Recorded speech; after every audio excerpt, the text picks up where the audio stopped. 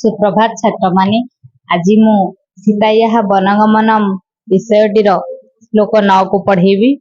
तुमे माने या पूर्वर मु पढ़ीथिबा पाठ गुड़िक भल भाव पढ़ीथिबो बोली मु भावुची। हाथ में मध्य लिखि रखिथिबो, अभ्यास करिबो पिला माने। आज 9 श्लोकटी मु प्रथमे तुम मानक पई आवृत्ति करि नउची। मो सहित तुम माने आवृत्ति करिवो, ता सहित खातारे मध्य लिखि रखिबो। तो याद्य मम सज्जेस्मिन् अभिषेकेन नृपोद्यते प्रचोदितः शशामायो धर्मेण प्रतिनिर्जितः। तयाद्य मम सज्जेस्मिन् अभिषेकेन नृपोद्यते प्रचोदितः शशामायो धर्मेण प्रतिनिर्जितः।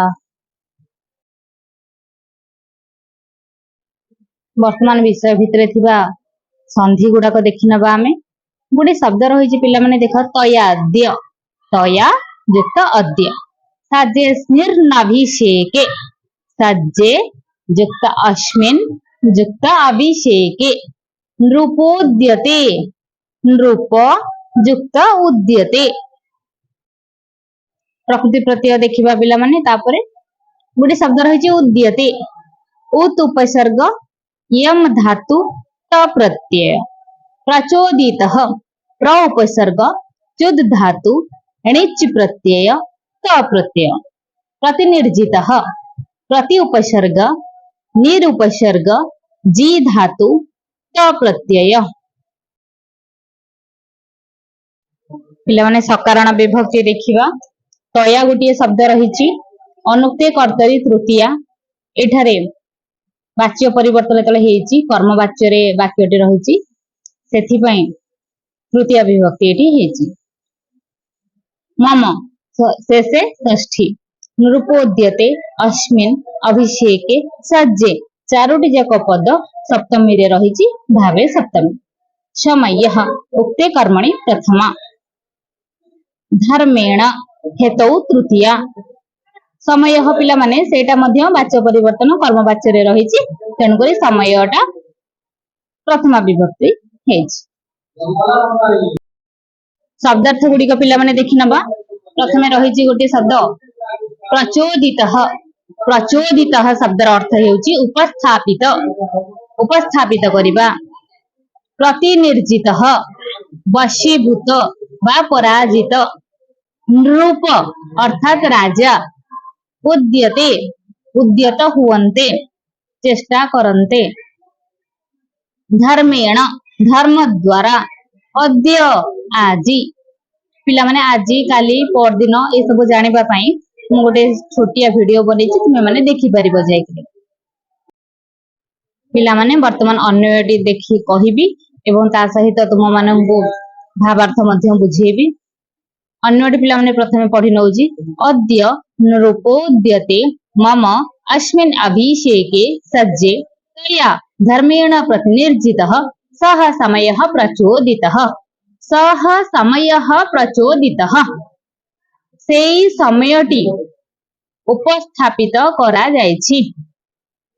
सेही समयटी को पुणी थरे कुहा जायछि, मने पकई दिया जायछि, सूचेई दिया जायछि, उपस्थापित करा जायछि।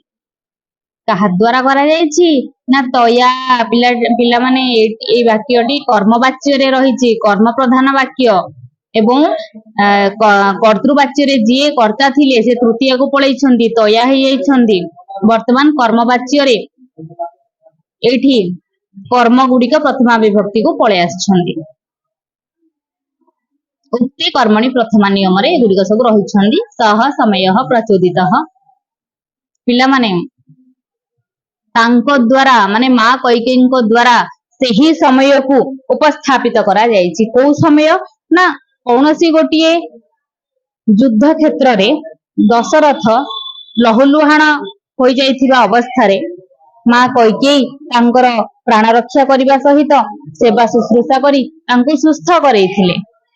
सेही समय रे धर्मर वशीभूत हेई पिता दशरथ, महाराज दशरथ कैकेयी को वर दुईटी देबे बोली प्रतिश्रुति देइथिले। तेनु रामचंद्र सीता को कहउछंती जे हे सीते तुमे जो व्यस्त विव्रत हो जाउछ विचलित हो जाउछ कौन मोर हेछि बोली से विषय कहूची सुन। आमर माँ कैकेयी बापा को सेई समयटी मन पकई देइछन्ति जेउ समय रे बापा धर्मर वशीभूत हेई वर दुईटी प्रदान करथिले। अद्य आजी नृपोद्यते नृप उद्यते नृप अर्थात पिता बापा राजा महाराज महाराज दशरथ आमर बापा आजी जेतेबेले उद्यते उद्यम करूछन्ति उद्यत हेइछन्ति कोन करिबा पई ना मम अस्मिन अभिषेके सज्जे मोर अभिषेक पई साजसज्जा चलेइछन्ति राति पाहिले मु राजा हेइथान्ति बा हेबी सेठी पई पिता दशरथ साजसज्जा चलेइछन्ति खुशी हेथिबा जनता प्रकोष्ठ को सजेई देइछन्ति। सेही समय रे तया माँ कैकेयी द्वारा धर्मेण प्रतिनिर्जित धर्म द्वारा वशीभूत हेई जो पिता दशरथ वर दुईटी प्रदान करथिले सह समय प्रचोदित सेई समय को मने पकई देइछन्ति। किए मने पकई देइछन्ति ना माँ कैकेयी मने पकई देइछन्ति। हे सीते सुन जो अवस्था रे मु प्रकोष्ठ भीतर को प्रवेश कली बा मु जो अवस्था रे बे पहुंचली से अवस्था काहेकि घटीची से गुडी को मु तुमको कहूची सुन।